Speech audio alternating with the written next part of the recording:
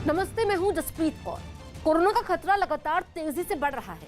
Corona के खिलाफ इस जंग में मास्क सबसे बड़ा हथियार है। न्यूज 18 सबसे अपील करता है कि मास्क जरूर पहने। न्यूज 18 ने मास्क के लिए मुहिम भी शुरू की है, मास्क पहनो इंडिया। न्यूज 18 आप सबसे भी अपील करता है कि मास्क जरूर पहने, क्योंकि सावधानी ही सबसे बड़ा बचाव है। यूपी के कई जिलों में खेतों में खड़ी गेहूं की फसल आग की भेंट चढ़ गई। बताया गया कि बिजली के तारों से निकली चिंगारी और तेज हवाओं की वजह से ज्यादातर इलाकों में ये घटनाएं हुई, जिसकी डरा देने वाली तस्वीर प्रयागराज से सामने आई, जहां आग ने मिनटों में ही खेतों में लगी फसल को जलाकर राख कर दिया। करीब 100 एकड़ में खड़ी गेहूं की फसल आग में धधकती दिखाई दी, जिसकी वजह से चारों तरफ धुआं छा गया। इस भयंकर आग ने पल भर में ही किसानों की कई महीनों की मेहनत को जलाकर राख कर दिया। यूपी के गाजीपुर से भी ऐसी ही दहला देने वाली तस्वीरें सामने आई। वहाँ भी सैकड़ों बीघा गेहूं की फसल आग की भेंट चढ़ गई। किसानों और दमकल कर्मियों ने किसी तरह आग बुझाने की कोशिश भी की, लेकिन वो नाकाम रहे और जब तक आग बुझी तब तक काफी नुकसान हो चुका था। कुछ यही हाल मथुरा में भी दिखा। वहाँ भी करीब 10 बीघा में तैयार हो चुकी गेहूं की फसल आग के शोलों में सुलगती दिखाई दी। कुछ लोग हिम्मत जुटाकर इन खतरनाक लपटों को शांत करवाते दिखाई दिए, लेकिन तब तक आग काफी फैल चुकी थी। ऐसे हादसों ने किसानों को बड़ी चिंता में डाल दिया है, क्योंकि इस समय देश के ज्यादातर इलाकों में गेहूं की फसल पककर तैयार हो चुकी है। कोरोना से बदतर होते हालात के बीच केंद्र सरकार ने एक बड़ा फैसला लिया है। केंद्र सरकार ने 1 मई से 18 साल से ज्यादा उम्र के लोगों को भी टीका लगाने की मंजूरी दे दी है। यानी 1 मई से शुरू होने वाले वैक्सीनेशन के तीसरे फेज में वैक्सीन खुले बाजार में मुहैया करवा दी जाएगी। हालांकि ये टीका उन्हीं को मिलेगा जो इसके लिए पूरे प्रोटोकॉल का पालन करेंगे और कोविड प्लेटफॉर्म पर अपना रजिस्ट्रेशन करवाएंगे। इसमें भी जिन लोगों को दूसरी डोज नहीं दी गई है, पहले उन्हीं को प्राथमिकता दी जाएगी। इसके लिए राज्य सरकारों को भी सीधा टीका बनाने वाली कंपनियों से वैक्सीन खरीदने का अधिकार दिया गया है। यानी टीका बनाने वाली कंपनियां अपने उत्पादन का 50% हिस्सा राज्य सरकारों को बेच सकेंगी, जिसे खुले बाजार में भी पहले से तय कीमतों पर मुहैया करवाया जा सकेगा। वहीं केंद्र सरकार भी अपने हिस्से के 50% टीके राज्य सरकारों को देगी।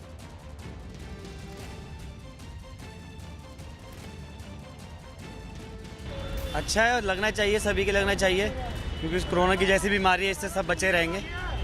और बच्चे हो बड़े हो कोई भी हो, वैक्सीन तो सबके लिए ज़रूरी है, तो सभी को लगना चाहिए। युवाओं को ज़्यादा लगना चाहिए, क्योंकि इस टाइम की जो वेव है ये तो युवाओं को ज़्यादा प्रभावित कर रही है, इस वजह से बहुत ज़रूरी है। अच्छी बात है भैया, सरकार अच्छे काम कर रही है, आगे भी करती रहे इसी प्रकार से, मौतों को दावत न दे, है ना। सरकार आगे सहायता करती रहे, पब्लिक की भी, हमारे ऑटो भाइयों के भी, इनके भी बच्चों के सभी के टीके लगवाएं। ये तो सबके परिवार की है, सबके लिए बहुत अच्छी बात है कि गवर्नमेंट ये काम करे, परेशानी ना हो, या वो हमारे हो या किसी के भी बच्चे हो। नहीं ये तो बढ़िया बात है सभी के लिए भैया, हमारे ऑटो वालों के लिए और सबके लिए लगे वैक्सीन तो बढ़िया है। सबको बीमारी दूर हो भाई, हर एक कोई चाहता है, क्यों, अपने बच्चों के लिए, औरों के लिए, किसी को परेशानी ना हो। दिल्ली में लॉकडाउन के ऐलान के बाद राजधानी के कई इलाकों में मौजूद शराब की दुकानों पर भीड़ उमड़ पड़ी। अगले 6 दिन घर पर वक्त गुजारने के लिए कई लोगों को शराब ही एक सहारा दिखाई दी। और यही वजह रही कि जगह जगह शराब की दुकानों के बाहर लंबी लंबी लाइन लग गई, जिसकी कुछ तस्वीरें खान मार्केट में भी देखने को मिली, जहां शराब खरीदने के लिए बड़ी संख्या में लोग एक दुकान के बाहर जुट गए। शराब पीने की लत ऐसी कि उन्होंने सोशल डिस्टेंसिंग बनाए रखने का भी ध्यान नहीं रखा। लाइनें लगाकर यहाँ पर देखिए शराब खरीदने पहुँचे जैसे ही लॉकडाउन की घोषणा हुई है। वहाँ मौजूद पुलिस वाले इस भीड़ को काबू करने की कोशिश में जुटे दिखे, लेकिन लोगों का दिमाग सिर्फ शराब खरीदने की तरफ था। इतना हाथ बढ़ाओ सारे, इतना हाथ बढ़ाओ। इलाके की एक दूसरी शराब की दुकान पर भी लॉकडाउन के ऐलान के बाद लोगों का हुजूम दिखाई दिया। ये तस्वीरें हैं और यहाँ पर काफी भीड़ जो है वो लगी हुई है। कुछ इसी तरह के हालात गोल मार्केट में मौजूद शराब की एक दुकान पर भी देखे गए। वहाँ पहुँचे लोग अपनी बारी आने का बेसब्री से इंतजार करते दिखे, लेकिन इस दौरान वो एक दूसरे से दूरी बनाए रखने के नियम को भूल गए। हाथों में ढेर ढेर सारी बोतलें लेकर वो अपनी मंजिल के लिए रवाना हुए। दवाई से हमारे को कोई असर नहीं होगा, हमारे को पैक से असर होएगा। राजधानी की ज्यादातर शराब की दुकानों पर इसी तरह लोगों की भीड़ टूट पड़ी। क्योंकि कोरोना से हालात बिगड़ने के बाद मुख्यमंत्री अरविंद केजरीवाल ने दिल्ली में रात 10 बजे से लॉकडाउन लागू कर दिया, जो कि 26 अप्रैल की सुबह 6 बजे तक लागू रहेगा। इस बीच केवल जरूरी चीजों की दुकानें खुली रहेंगी। हालांकि इन दुकानदारों को अपना ई पास बनवाना होगा। जिन लोगों के घर में शादी है उन्हें अलग से पास दिए जाएंगे। शादी में केवल 50 मेहमान ही शामिल हो पाएंगे, जबकि अंतिम संस्कार में 20 से ज्यादा लोग नहीं जुट पाएंगे। मेट्रो और बसें आधी क्षमता के साथ चलती रहेंगी। केंद्र सरकार के सभी दफ्तर खुले रहेंगे, जबकि दिल्ली सरकार के दफ्तर बंद रहेंगे। रोके जाने पर कर्मचारियों को अपना आईडी कार्ड दिखाना होगा। जिन छात्रों की परीक्षा है वो एडमिट कार्ड दिखाकर अपने एग्जाम सेंटर तक जा पाएंगे। लेकिन दिल्ली में लॉकडाउन लगाने के ऐलान के बाद बड़ी संख्या में लोग अपने गांव को लौटने के लिए रेलवे स्टेशनों और बस अड्डों पर पहुंच गए। राजधानी में कोरोना से बिगड़ते हालात की वजह से केजरीवाल सरकार ने 26 अप्रैल की सुबह 6 बजे तक लॉकडाउन लगाने का फैसला किया, जिसका ऐलान होते ही बड़ी संख्या में लोग अपने परिवार के साथ गांव लौटने के लिए बस अड्डों और रेलवे स्टेशन की तरफ चल पड़े, जिसकी एक तस्वीर दिल्ली के आनंद विहार बस अड्डे और रेलवे स्टेशन से भी सामने आई, जिसमें लोग कतार लगाकर रेलवे स्टेशन के अंदर जाते नजर आए, जबकि बस अड्डे पर कई लोग अपने गांव जाने वाली बसों का इंतजार करते दिखे। वहां पर किसी तरह की आपाधापी न हो, इसके लिए कुछ पुलिस वाले भी मुस्तैद नजर आए। आनंद विहार ISBT पर हमारी मौजूदगी है। मैं यहाँ तस्वीरें दिखाना चाहूँगा। लोग अब यहाँ निकल रहे हैं धीरे धीरे बैग लेकर। बसों और ट्रेनों को पकड़ने के लिए पहुंचे लोगों से जब न्यूज 18 ने बात की तो उन्होंने बताया कि काम धंधा बंद होने और लॉकडाउन के ऐलान की वजह से उनके सामने गांव लौटने के सिवा कोई दूसरा रास्ता नहीं बचा। काम धंधा बंद सरकार करा देगी तो खाएंगे क्या? यहाँ स्कूल बंद हो गया, क्या करेगा? पिछली बार तरह हो जाए इसलिए जा रहे हैं वैसा। बस अड्डों और रेलवे स्टेशन पर उमड़ी लोगों की इस भीड़ की वजह से दिल्ली के कुछ इलाकों में जाम भी लग गया। कोरोना से गंभीर हो रहे हालात से जंग में पीएम मोदी खुद मोर्चे पर उतर चुके हैं। पीएम मोदी ने सुबह से रात तक कोरोना से लड़ाई में उठाए जा रहे कदमों पर पैनी नजर रखी। सबसे पहले सुबह उन्होंने वैक्सीनेशन पर बैठक की। इसके बाद उन्होंने कई राज्यों के मुख्यमंत्री के साथ मंथन किया। यही नहीं, बंगाल में चल रहे पार्टी के प्रचार के लिए भी उन्होंने पदाधिकारियों के साथ बैठक की और कई बड़े फैसले लिए, जिसमें छोटी सभाएं और कोरोना नियमों का सख्ती से पालन अहम है। दोपहर में पीएम ने देश के बड़े डॉक्टरों के साथ बैठक की और फिर शाम को दवा कंपनियों के साथ चर्चा की। इन बैठकों में पीएम मोदी ने बड़ा फैसला लेते हुए 18 साल से अधिक उम्र के लोगों को वैक्सीन लगवाने का ऐलान किया। साथ ही राज्यों को सीधे कंपनियों से वैक्सीन खरीदने की छूट दी गई। पीएम नवरात्रों में व्रत के बाद भी लगातार कोरोना से जंग में देश के लोगों के साथ कंधे से कंधा मिलाकर खड़े हैं।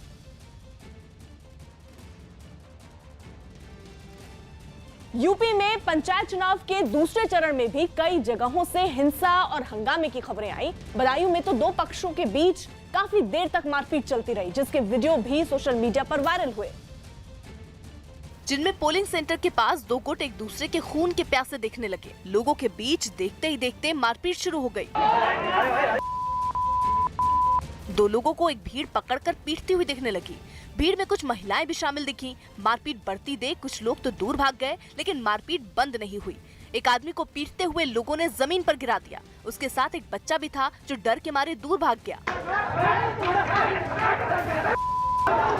मारने वाले लात और घूंसे ही नहीं, डंडे भी चलाने लगे। तभी दो और लोगों को पकड़कर भीड़ ने जमीन पर पटक दिया और उन्हें पीटना शुरू कर दिया। इस बीच वीडियो में एक बच्चे की आवाज भी सुनाई देने लगी। शायद बच्चे के पिता को भीड़ बुरी तरह पीट रही थी।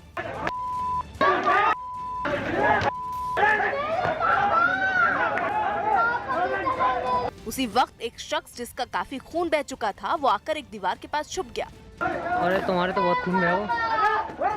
हालांकि थोड़ी देर में पुलिस ने हालात संभाल लिए, लेकिन दावा किया गया कि ये झगड़ा बूथ कैप्चरिंग की कोशिश के बाद शुरू हुआ। यहाँ तक कि कुछ लोग बैलेट बॉक्स को पोलिंग स्टेशन के बाहर ले आए। कुछ ऐसा ही बवाल यूपी के बागपत में भी हुआ, जहां दो गुटों के बीच मारपीट और फायरिंग की सूचना पुलिस को मिली, जिसके बाद पुलिस का पूरा अमला मौके पर पहुंच गया और आरोपियों की धरपकड़ शुरू की गई।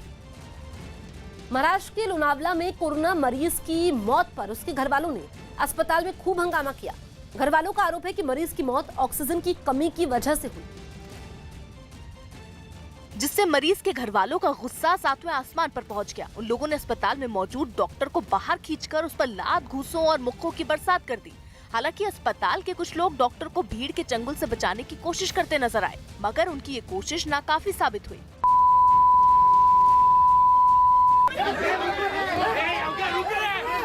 हालांकि जैसे तैसे पिट रहा डॉक्टर किसी तरह खुद को बचाने में कामयाब रहा और उसने अस्पताल में घुसकर दरवाजे को बंद कर दिया, जिस पर भीड़ में शामिल एक दो लोग दरवाजे को जबरदस्ती खोलकर अंदर घुसने की कोशिश करते दिखे, मगर वहां मौजूद कुछ लोगों ने उनको रोक दिया। फिर तो लोगों ने अस्पताल की खिड़की पर अपना गुस्सा निकाल दिया। इस मारपीट में शामिल कुछ लोग गाली गलौज करते भी सुनाई दिए, जबकि एक आदमी इस मारपीट का मोबाइल से वीडियो बनाता नजर आया। मारपीट की सूचना मिलने पर जब पुलिस अस्पताल पहुंची तो मरीज के परिवार वाले पुलिस से ही उलझ गए। पुलिस वालों ने मामले की जांच का भरोसा दिया, तब जाकर लोगों का गुस्सा शांत हुआ। कोरोना की वजह से बीजेपी ने बंगाल में बड़ी चुनावी रैलियां नहीं करने का फैसला लिया।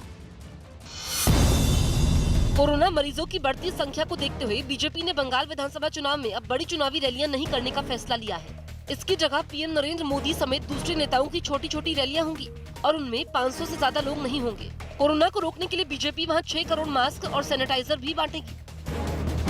यूपी में कोरोना से बिगड़ते हालात पर कांग्रेस महासचिव प्रियंका गांधी ने मुख्यमंत्री योगी आदित्यनाथ को चिट्ठी लिखी, जिसमें उन्होंने कोरोना मरीजों को अस्पताल में भर्ती करने के लिए सीएमओ की अनुमति को तत्काल खत्म करने की मांग की। पंजाब सरकार ने कोरोना के लगातार बढ़ते केस को देखते हुए निजी लैब में RT-PCR टेस्ट का रेट 450 रुपए और रैपिड एंटीजन टेस्ट का रेट 300 रुपए कर दिया। इसके अलावा 20 से लेकर 30 अप्रैल तक पंजाब में सभी सिनेमा हॉल, बार, जिम, कोचिंग सेंटर और स्पोर्ट्स कॉम्प्लेक्स बंद रखे जाएंगे। पश्चिम बंगाल की मुख्यमंत्री और टीएमसी की अध्यक्ष ममता बनर्जी के नादिया जिले में चुनावी रैली के समय शीतलकुची घटना पर दिए बयान की बीजेपी ने चुनाव आयोग से शिकायत की। कोरोना के बढ़ते खतरे को देखते हुए हिमाचल प्रदेश में 1 मई तक सभी स्कूलों और कॉलेजों को बंद कर दिया गया। कर्नाटक के मुख्यमंत्री BS येदियुरप्पा आज सुबह 11 बजे सभी दलों के नेताओं के साथ एक बैठक करेंगे, जिसमें सभी नेता वीडियो कॉन्फ्रेंस के जरिए शामिल होंगे। इस बैठक में राज्यपाल वजुभाई वाला भी मौजूद रहेंगे। खबर है कि कोरोना की चेन तोड़ने के लिए बैठक में कुछ कड़े फैसले लिए जा सकते हैं। आंध्र प्रदेश सरकार ने कोरोना की वजह से पहली से 9वीं क्लास तक के स्कूल अगले आदेश तक के लिए बंद कर दिए, जबकि वहां 10वीं और 12वीं की बोर्ड परीक्षाएं अपने तय तारीखों पर ही होगी। दिल्ली पुलिस ने एक दवा दुकान के मालिक और उसके नौकर को रेमडेसिविर इंजेक्शन की कालाबाजारी करने के आरोप में गिरफ्तार कर लिया। यूपी में पिछले 24 घंटे में पूरे राज्य में कोरोना के 28,000 से ज्यादा केस सामने आए हैं और वहां 167 लोगों की जान चली गई है। अकेले राजधानी लखनऊ में कोरोना के करीब 5900 मरीज मिले हैं। इसी तरह वाराणसी में 2600 से ज्यादा और प्रयागराज में 1500 से ज्यादा नए केस सामने आए हैं। इस तरह राज्य में अब कोरोना के 2,08,000 से ज्यादा एक्टिव केस हैं, जबकि कोरोना से अब तक करीब 10,000 लोगों की मौत हो चुकी है। कोरोना से बिगड़ते हालात पर पीएम नरेंद्र मोदी ने मुख्यमंत्री योगी से बातचीत की और इस जानलेवा वायरस को रोकने के लिए किए जा रहे कामों की जानकारी भी ली।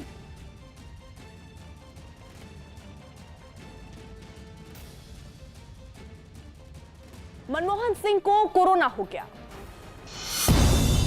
पूर्व प्रधानमंत्री मनमोहन सिंह की कोरोना रिपोर्ट पॉजिटिव पाई गई, जिसके बाद उन्हें दिल्ली के एम्स अस्पताल में भर्ती करवाया गया। पश्चिम बंगाल की सीएम ममता बनर्जी ने चुनाव आयोग से बाकी बचे 3 चरणों के चुनाव 1 या 2 चरण में करवाने की अपील की। दिल्ली की साकेत कोर्ट के जज के वेणुगोपाल का कोरोना की वजह से निधन हो गया। चंडीगढ़ से भी कई मजदूर अपने गांव लौटने लगे हैं। उन्हें लॉकडाउन का डर है, जिसकी वजह से रेलवे स्टेशन पर भारी भीड़ उमड़ रही है। इंडिया ओपन बैडमिंटन टूर्नामेंट को कोरोना संकट की वजह से टाल दिया गया। ये टूर्नामेंट अगले महीने 11 मई से दिल्ली में होना था। भोपाल के हमीदिया अस्पताल में रेमडेसिविर इंजेक्शन चोरी होने के आरोपों पर कुछ बातें सामने आई। कहा जा रहा है कि इन इंजेक्शन में 6 दिल्ली में एक मरीज को लगाए गए हैं। यही नहीं, इंजेक्शन के मामले में अस्पताल का रिकॉर्ड भी सही नहीं मिला है। यूपी सरकार ने इलाहाबाद हाईकोर्ट का लॉकडाउन वाला आदेश मानने से ही इनकार कर दिया। इलाहाबाद हाईकोर्ट के आदेश के बाद यूपी सरकार ने इस पर अपना रुख साफ किया और शहरों में फिलहाल लॉकडाउन लगाने से साफ इनकार कर दिया। सरकार की तरफ से कहा गया कि राज्य में कोरोना के मरीज बढ़े हैं और हालात संभालने के लिए सख्ती जरूरी है, जिसके लिए सरकार ने कई कदम उठाए और कई बड़े कदम उठाए भी जा रहे हैं। सरकार ने तो टूक कहा कि लोगों का जीवन बचाने के साथ सरकार के लिए उनकी आजीविका को बचाना जरूरी है, इसलिए अभी किसी भी शहर को पूरी तरह लॉकडाउन में नहीं धकेला जा सकता है। इलाहाबाद हाईकोर्ट ने प्रयागराज, लखनऊ, वाराणसी, कानपुर और गोरखपुर शहरों के लिए अहम आदेश सुनाया था।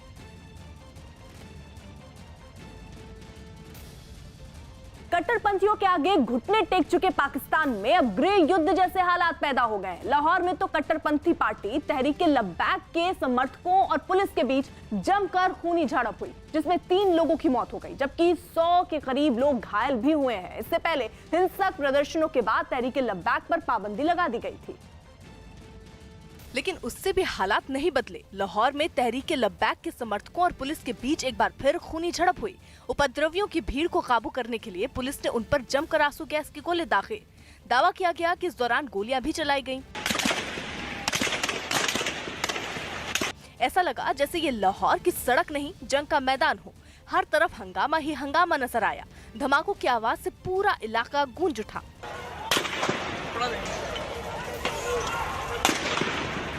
लेकिन पुलिस की इस कार्रवाई से तो कट्टरपंथी और भड़क उठे। उन्होंने इलाके के एक पुलिस थाने पर हमला बोल कई पुलिस अधिकारियों को ही बंधक बना लिया। इनमें एक सीनियर पुलिस अफसर भी शामिल था, जिनके साथ मारपीट भी की गई। बाद में किसी तरह इन्हें उपद्रवियों के कब्जे से छुड़ाया जा सका। लेकिन इतने भर से उपद्रवियों का गुस्सा शांत नहीं हुआ। लाहौर समेत पाकिस्तान के कई इलाकों में कट्टरपंथी पार्टी तहरीक-ए-लब्बैक के समर्थन में रैली निकाली गई। वहां कट्टरपंथियों की इस भीड़ के आगे इमरान सरकार पूरी तरह बेबस नजर आई। हजारों की भीड़ लाहौर की सड़कों पर उतर पड़ी। भीड़ ने जमकर नारेबाजी की और ईश निंदा करने वालों को सजाए मौत देने की मांग की। सिर्फ लाहौर ही नहीं, पीओके के कई शहरों में भी यही हालात नजर आए। मुजफ्फराबाद में तो बड़ी तादाद में महिलाएं भी सड़कों पर उतरी और तहरीक-ए-लब्बैक पर कार्रवाई का विरोध किया। कट्टरपंथी तहरीक-ए-लब्बैक के समर्थन में पढ़ा लिखा तबका भी उतर आया। वहाँ बार एसोसिएशन ने इमरान सरकार के खिलाफ बिगुल फूंक दिया। फ्रांस का सफीर है, उसको फिलफौर पाकिस्तान से बाहर निकाला जाए। यही नहीं, सेना में भी बगावत की सुगबुगाहट शुरू हो गई। सेना का एक जवान तो खुलकर सरकार और सेना के खिलाफ उतर आया। उसने बलवाइयों पर कार्रवाई किए जाने पर सेना में विद्रोह की धमकी दे डाली। जितनी भी फोर्सें हैं, पाक रेंजर है, पाक आर्मी है, ये मैदान अमल में आएंगे और मैं अपील करता हूँ मैदान अमल में आएं। यानी रमजान के पाक महीने में भी पाकिस्तान बुरी तरह जल रहा है। लेकिन इस चुनौती से कैसे निपटा जाए ये किसी को नहीं पता। हालांकि फ्रांस के राजदूत को वापस भेजने की मांग करने वाली तहरीक-ए-लब्बैक पार्टी पर पाबंदी तो लगा दी गई, लेकिन इससे हालात और बिगड़ गए। कट्टरपंथियों की जिद के आगे लाचार नजर आ रहे प्रधानमंत्री इमरान खान भी अब सामने आए और जंग पर उतारू पाकिस्तान की जनता को समझाने की कोशिश की। इमरान खान ने दो टूक लहजे में जताया कि फ्रांस का विरोध करने से फ्रांस को नहीं, पाकिस्तान को ही नुकसान होगा। हमारे रुपए के ऊपर प्रेशर पड़ेगा, रुपया गिरेगा, महंगाई बढ़ेगी, गुर्बत बढ़ेगी, तो नुकसान हमें होगा, फ्रांस को कोई नुकसान नहीं होने लगा। हर गुजरते दिन के साथ दिल्ली के हालात भी कोरोना से बिगड़ते चले जा रहे हैं, क्योंकि पिछले 24 घंटे में रिकॉर्ड 240 लोगों की जान चली गई, जो महामारी शुरू होने के बाद से एक दिन में मरने वालों का सबसे बड़ा आंकड़ा है। यही नहीं, दिल्ली में पिछले 24 घंटे में 23,500 से ज्यादा नए केस सामने आए हैं। पॉजिटिविटी रेट बढ़कर 26% के पार पहुंचा है। हालात बिगड़ता देख अरविंद केजरीवाल सरकार ने दिल्ली में 6 दिनों के लिए यानी 26 अप्रैल सुबह 5 बजे तक के लिए लॉकडाउन लागू कर दिया। यही नहीं, बच्चों को कोरोना से बचाने के लिए वक्त से पहले ही गर्मी की छुट्टी शुरू कर दी गई, जो 20 अप्रैल से शुरू होकर 9 जून तक चलेगी। यही नहीं, सरकार ने ऑक्सीजन सिलेंडर और रेमडेसिविर इंजेक्शन की निगरानी के लिए एक कंट्रोल रूम बनाने का फैसला भी लिया है।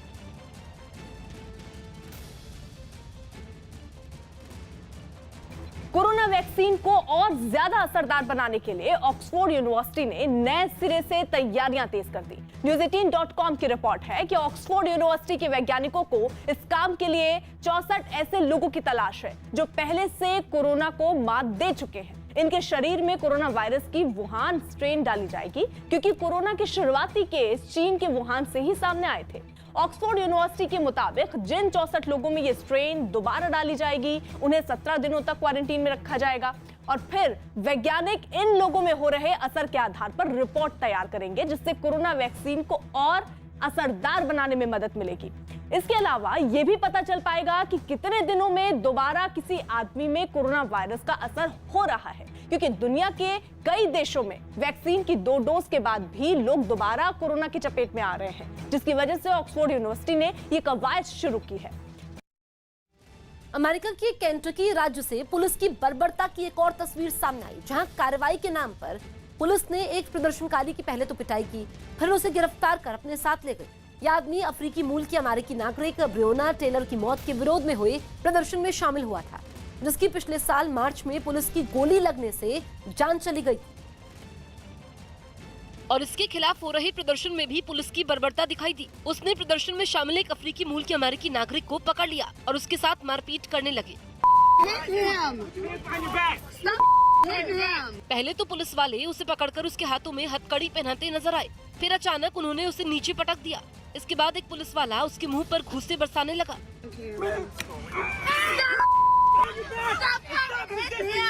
वहाँ मौजूद दूसरे लोगों ने उन्हें रोकने की काफी कोशिश की, लेकिन पुलिस वालों पर इसका कोई असर होता नहीं दिखा। थोड़ी देर बाद पुलिस उस आदमी को गिरफ्तार कर वहाँ से अपने साथ ले गई। कोरोना से सबसे ज्यादा खराब हालात महाराष्ट्र के हैं। वहाँ पिछले 24 घंटे में कोरोना के करीब 59,000 नए मरीज मिले हैं और 351 लोगों की मौत हुई है।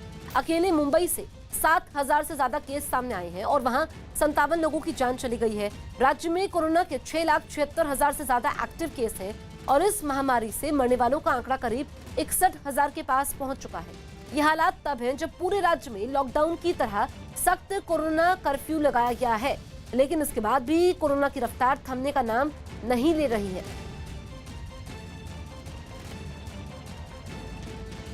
दक्षिण चीन सागर में जारी तनातनी के बीच चीन ने बम बरसाने वाले विमान उड़ाकर अमेरिका को खुली चेतावनी दे डाली। दक्षिण चीन सागर में कब्जे के मुद्दे पर चीन का अमेरिका और दूसरे पड़ोसी देशों से विवाद है और इसी कड़ी में चीन ने अमेरिका को खुली चुनौती देते हुए एक बड़ा सैन्य अभ्यास किया। अभ्यास के दौरान चीन के बम बरसाने वाले विमानों ने उड़ान भरी और बमबारी कर दुश्मन के ठिकाने को तबाह करने की अपनी ताकत दिखाई। अभ्यास के दौरान ये विमान रात के अंधेरे में भी टारगेट पर बमबारी करते दिखाई दिए। H-6 नाम की ये विमान लंबी दूरी तक मार करने वाले बेहद खतरनाक विमान है और ये परमाणु हमला करने के साथ हवा से ही मिसाइलें भी दाग सकते हैं। चीन के ताबड़तोड़ सैन्य अभ्यास का एक दूसरा वीडियो भी सामने आया और इस वीडियो में चीन का एक लड़ाकू विमान समंदर में तैर रहे जंगी जहाज पर लैंड करता दिखाई दिया। इस दौरान चीन के दूसरे जंगी जहाज भी उसके आसपास मौजूद नजर आए। बताया गया कि ये वीडियो अमेरिका के जंगी जहाज से बनाया गया, जो कि इस इलाके में चीन की हरकतों की निगरानी के लिए तैनात था। मध्य प्रदेश में भी कोरोना की रफ्तार थमने का नाम नहीं ले रही है। पिछले 24 घंटे में वहाँ कोरोना के करीब 13,000 नए केस सामने आए हैं और इस महामारी की चपेट में आने से 79 लोगों की मौत हो गई है। 6800 से ज्यादा मरीज कोरोना से ठीक होकर घर भी लौटे हैं। राजधानी भोपाल में सबसे ज्यादा 1,703 मरीजों की रिपोर्ट पॉजिटिव आई, जबकि वहां 5 मरीजों की मौत हो गई। इसी तरह इंदौर में करीब 1700 नए केस सामने आए और 7 की मौत हुई। राज्य में अब कोरोना के 74,000 से ज्यादा एक्टिव केस हैं और मरने वालों का आंकड़ा 4600 के पार पहुंच चुका है। कोरोना से बिगड़ते हालात पर मुख्यमंत्री शिवराज सिंह चौहान ने बैठक की और कोरोना की चेन तोड़ने के लिए हर जरूरी कदम उठाने के निर्देश दिए। राजस्थान में 3 मई तक लॉकडाउन लागू होने के बाद राजधानी जयपुर को सैनिटाइज करने का काम शुरू हो गया। कोरोना को फैलने से रोकने के लिए जयपुर नगर निगम ने वहां पुलिस स्टेशन, अस्पताल और सड़कों समेत तमाम जगहों को सैनिटाइज करना शुरू कर दिया, जिसकी कुछ तस्वीरें एक वैक्सीनेशन सेंटर से भी सामने आई, जहां आइसोलेशन वार्ड समेत पूरे परिसर में केमिकल का छिड़काव किया गया। वैक्सीनेशन सेंटर को भी सैनिटाइज किया जा रहा। ये देखिए तस्वीरें, पूरे इस कैंपस को सैनिटाइज किया जा रहा है। जयपुर नगर निगम के एक कर्मचारी ने बताया कि लोगों के मन से डर को निकालने के लिए इसकी शुरुआत की गई। भीड़-भाड़ के क्षेत्र में लोगों को राहत मिले, थोड़ा सा उनको संपूर्ण मिले। इमारत की खिड़की, दरवाजों और सड़क को भी सैनिटाइज किया गया ताकि तेजी से फैल रहे कोरोना वायरस पर लगाम कसी जा सके। यूपी में कोरोना से बिगड़ते हालात पर पीएम मोदी ने मुख्यमंत्री योगी आदित्यनाथ से बातचीत की। पीएम नरेंद्र मोदी ने यूपी के मुख्यमंत्री योगी आदित्यनाथ से बात कर यूपी में कोरोना की स्थिति और वायरस को फैलने से रोकने के लिए किए जा रहे कामों की जानकारी ली। दिल्ली सरकार ने ऑक्सीजन सिलेंडर और रेमडेसिविर इंजेक्शन पर नजर रखने के लिए कंट्रोल रूम बनाने का फैसला लिया है, जिसकी मदद से इन दोनों चीजों की कालाबाजारी को रोका जा सके, क्योंकि कोरोना संकट की इस घड़ी में इन दोनों की दिल्ली में काफी कमी हो गई है। यूपी में कोरोना के बढ़ते प्रकोप को देखते हुए इलाहाबाद हाईकोर्ट को 5 दिनों के लिए पूरी तरह बंद कर दिया गया। 26 अप्रैल को भी वर्चुअल तरीके से सिर्फ बहुत जरूरी मुकदमों की ही सुनवाई हो सकेगी। दवा बनाने वाली कंपनी जॉनसन एंड जॉनसन ने भारत सरकार से अपनी कोरोना की 1 डोज वाली वैक्सीन के तीसरे चरण के ट्रायल की इजाजत मांगी है। इसके अलावा कंपनी ने वैक्सीन मंगवाने के लिए लाइसेंस की भी मांग की है। अहमदाबाद में प्रशासन ने कोरोना नियमों की अनदेखी के आरोप में 5 निजी कंपनियों के दफ्तर सील कर दिए। आरोप है कि इन सभी कंपनियों में 50% से ज्यादा स्टाफ बुलाए जा रहे थे, जबकि कोरोना की वजह से सिर्फ 50% स्टाफ को ही बुलाने की इजाजत दी गई थी। कोरोना की चेन तोड़ने के लिए दिल्ली के नजदीक यूपी के गौतम बुद्ध नगर जिले में कोरोना कर्फ्यू का समय बढ़ा दिया गया है। अब जिले में 30 अप्रैल तक रात 8 बजे से सुबह 7 बजे तक कोरोना कर्फ्यू की पाबंदी रहेगी। तेलंगाना के मुख्यमंत्री के चंद्रशेखर राव को भी कोरोना हो गया।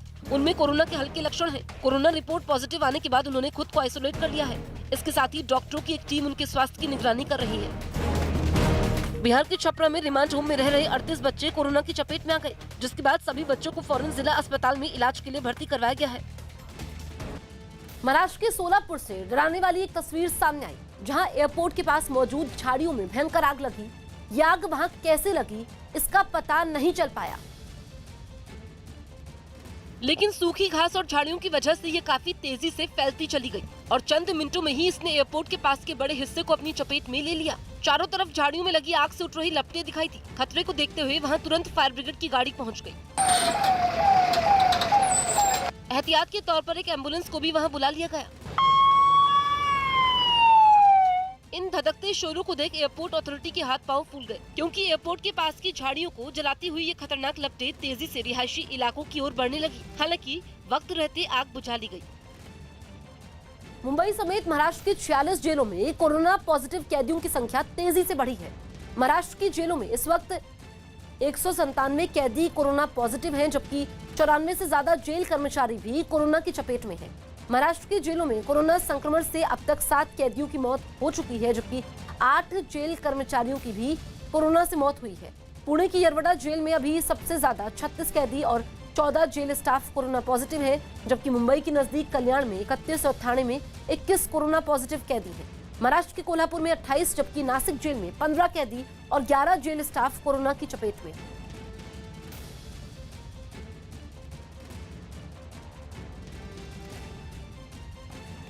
दुनिया भर में कोरोना महामारी से मचे हाहाकार के बीच इजरायल सरकार ने एक बड़ा ऐलान किया। News18.com की रिपोर्ट है कि इजरायल ने देश की 80% जनता को कोरोना वैक्सीन लगाने में सफलता का दावा किया और इसी वजह से वहां पर घर से बाहर निकलने पर मास्क पहनने की जरूरत को भी खत्म कर दिया। हालांकि ऑफिस में उसके अंदर अगर आप बैठते हैं तो मास्क पहनना अब भी जारी रहेगा। इजराइल के स्वास्थ्य मंत्रालय के मुताबिक वैक्सीन लगाए जाने की वजह से कोरोना मरीजों की संख्या बहुत कम हो गई है और अब वहां हर दिन कोरोना के 200 मरीज ही सामने आ रहे हैं, जिसको देखते हुए वहां की सरकार ने यह फैसला किया है।